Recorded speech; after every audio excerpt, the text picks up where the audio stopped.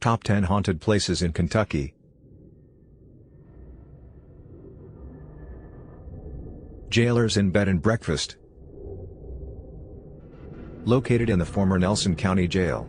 The jail was built in 1874 and completely surrounded by a stone wall. It was the oldest operating jail complex in the state of Kentucky. It turned into a bed and breakfast in 1989. Some of the jail's former employees and incarcerated souls still reside. Reports of hearing eerie footsteps and muted whispers while staying in the inn.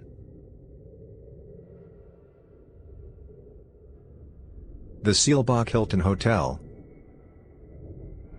The Lady in Blue is the famous ghost that haunts the hallways of the hotel. Patricia Wilson is said to be the Lady in Blue. Patricia moved to Kentucky from Oklahoma.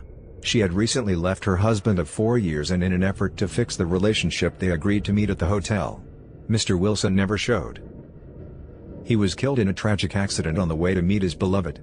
A devastated Patricia found herself at the bottom of the elevator shaft.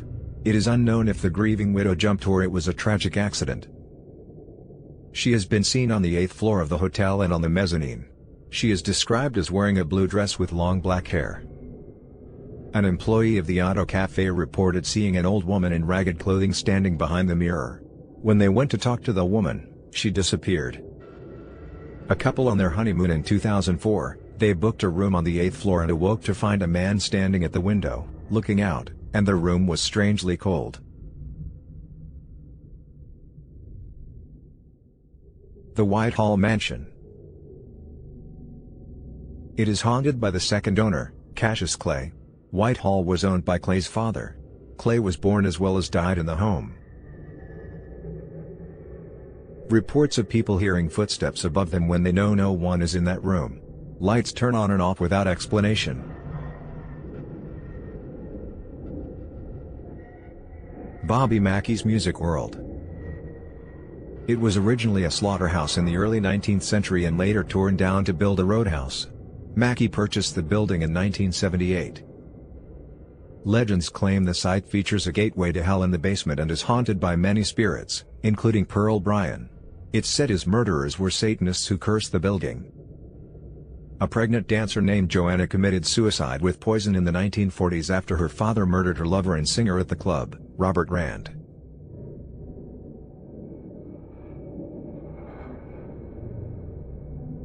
The Rose Opera House. It started in 1871 as the Aeolian Hall Music Association. H. A. Ross bought the hall in 1873 and renamed it Rose Opera House. Reports of apparitions, disembodied voices, a lady in white, and 2 children are said to run around and play.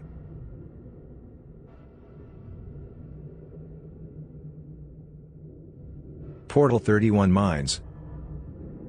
Located in Harlan County and opened between 1917 and 1920. It was owned by the U.S. Coal and Coke Company. Portal 31 was no stranger to death. There was an estimated 150 deaths. By 1963, mining production had stopped, but they remained open but closed to the public. In 2008, the mine opened up as a tourist attraction with animatronic miners telling the story of the mine. Reports of feelings of being watched, shadows moving, lights moving, orbs, unexplained noises like groups of men talking when no one is there, noises of machinery running, and a hammer pinging on metal.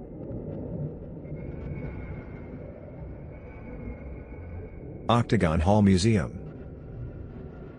Constructed in 1847 by Andrew Jackson Caldwell. Each brick was made on-site and local wood was used in the construction of the house. The shape is due to Caldwell's fear of severe storms. He believed the shape would cut the strong winds. The home's construction was completed in 1859. In 1857, during construction, Mary Elizabeth was in the basement near the fireplace when an ember caught her dress on fire. She died of her injuries 7 days after it happened. She is buried in a small grave just behind the home. Her apparition is seen in and around the home. Soldiers took refuge in the Octagon Hall as one of the generals was the nephew of Caldwell. February 13, 1862, around 9,00 Confederate soldiers were in a camp established on the property.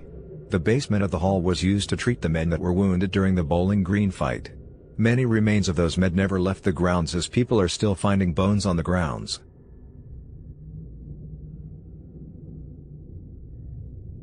The old Talbott Tavern. Reports of seeing an apparition of a lady in white, and what is claimed to be Jesse James. Orbs and flashes of light are also seen. Objects move without cause, keys disappear from the front desk and show up in the hall later on in the day, furniture jumps up and down without reason, shadows walk out of dark corners. Reports of hearing music, clocks chiming out during the night, doors opening and closing when no one else is in the building, hearing footsteps, knocking on doors and nobody is there when you open it. A former bookkeeper was closing and took the money upstairs. She became startled when she saw a man in long coat walk across the top landing. The cook came along from the kitchen and saw the same man. No one else was supposed to be in the building. They went upstairs and followed him through several rooms and watched him go out the fire escape door. When they opened the door, he was standing on the landing. He laughed at them and then disappeared.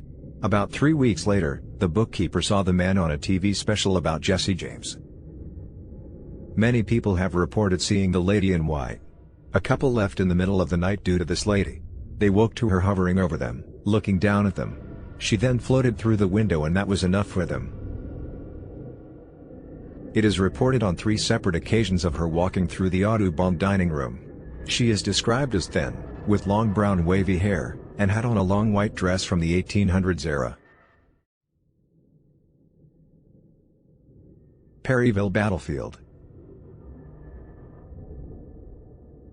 It was home to the bloodiest Civil War battle, with more than 7,600 soldiers were killed, wounded, or missing. Spirits of soldiers roam the town and battlefield. Chaplain River Antiques is the home of unique, collectible times, and the ghost of 2 soldiers that live in the basement. The Elmwood Inn was a hospital during the Civil War. It is now a private residence with the original floors that were stained with the blood of many soldiers. The Dye House was the headquarters for Confederate General Simon Bolivar Buckner. He was the commander of the 3rd Division. The home became a field hospital. Amputated arms and legs were thrown out of the window and blood stains covered the floors. The home is being renovated and the crews doing the work report hearing footsteps, screams, and thumping noises throughout the home. Waverly Hills Sanatorium. Built in 1908 and opened in 1910 as a sanatorium for sick tuberculosis patients. It expanded in 1926 to hold more than 400 patients.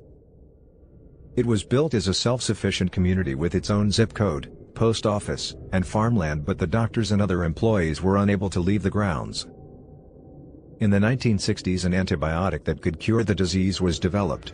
The facility closed and renovated in 1961 and reopened in 1962 as a nursing home until 1981, when it closed again. The building remained closed for 20 years and was purchased in 2001 by Charlie and Tina Mattingly. The Mattingleys founded the Waverly Hills Historical Society in 2003. The years that followed, groups worked on the building to renovate it. The Waverly Hills Sanatorium earned the title of haunted during these renovations. There is a 600-foot body chute that was used to discreetly move thousands of bodies through the facility. The chute is one hotspot for paranormal activity, reports of seeing orbs and apparitions. Room 502 is another hotspot for the paranormal. The room in the rooftop chambers is believed to have housed the tuberculosis patients with mental illness and was also believed to be the site of a nurse's death by suicide.